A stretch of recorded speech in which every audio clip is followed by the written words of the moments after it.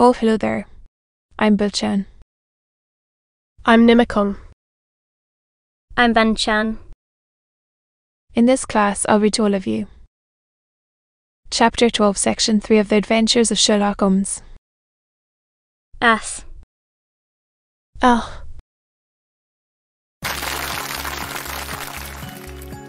The Adventures of Sherlock Holmes. Author Conan Doyle.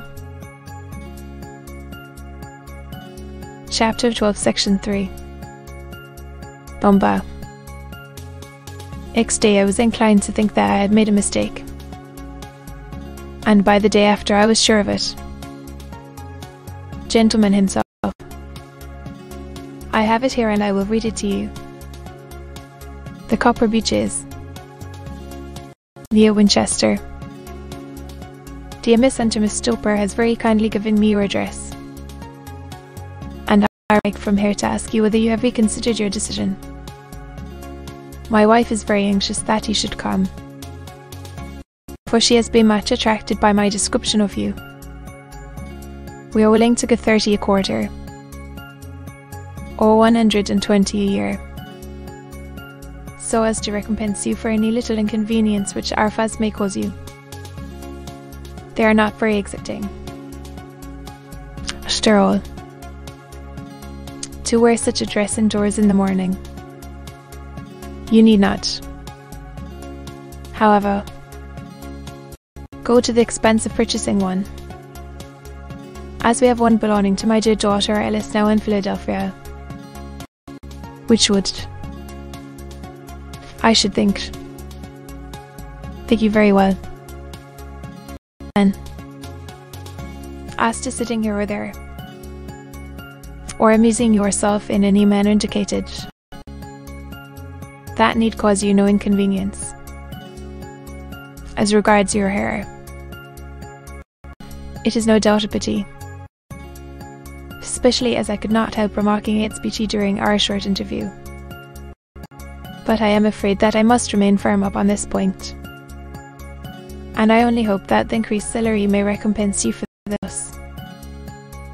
Your duties.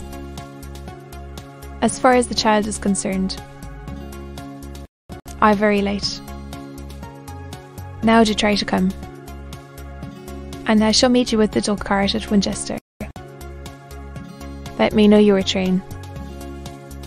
Yours faithfully. That is the letter which I have just received. Mr. Holmes.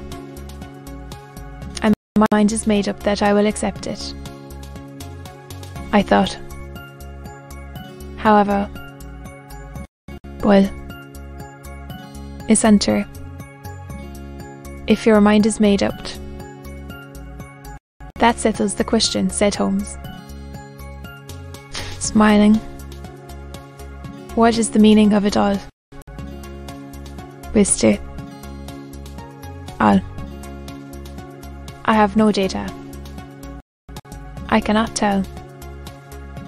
Well, there seems to me to be only one possible solution. Mr.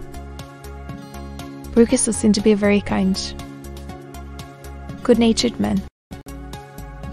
Is it not possible that his wife is a lunatic? An asylum. That is a possible solution, in fact. As matters stand, it is the most probable one.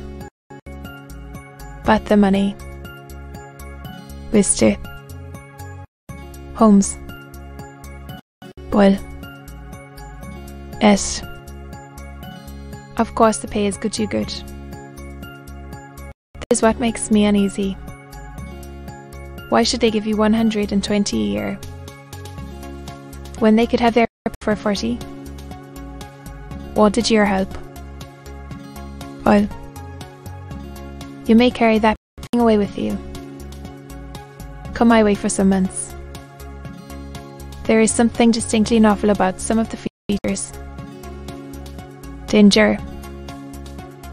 Holmes shook his head gravely. It would cease to be a danger if we could define it, said he. But at any time, day or night. Her face, I shall go down to Hampshire quite easy in my mind now. I shall write to Mr. Rucastle at once. Sacrifice my prayer tonight. Both good night, and bustled off upon her way. At least, said I as we heard her quick first steps descending the stairs. And she would need to be, said Holmes gravely. It was not very long before my friend's prediction was fulfilled. A fortnight went by. Side eye of human experience this lonely woman had strayed into. The unusual salary. The curious conditions. The light duties. All pointed to something abnormal. Though whether a fad or a plot, or whether the man were a philanthropist or a villain, it was quite beyond my powers to determine. As to Holmes, I observed that he sat frequently for half an hour on end, with knitted brows and an abstracted air. Data. Data. Data, he cried impatiently. That no sister of his should ever have accepted such a situation, which he frequently indulged in. Find him in the same position when I came down to breakfast in the morning. He opened the yellow envelopes, and then, glancing at the message, threw it across to me. Just look up the trains in Bradshaw, said he, and turned back to his comical studies. The summons was a brief and urgent one. Please be at the Black Swan Hotel at Winchester at midday tomorrow, it said. To come. I am at my wit's end. Will you come with me? Asked Holmes, glancing up. Just look it up. There is a train at 9:30, said I, glancing over my Bradshaw. That will do very nicely. Then perhaps I had better postpone my analysis of the citizens. English capital. Holmes had been buried in the morning papers all the way down. Admire the scenery. It was an ideal spring day. A light blue sky, flecked with little fleecy white clouds drifting across from west to east. The sun was shining very brightly. To be continued.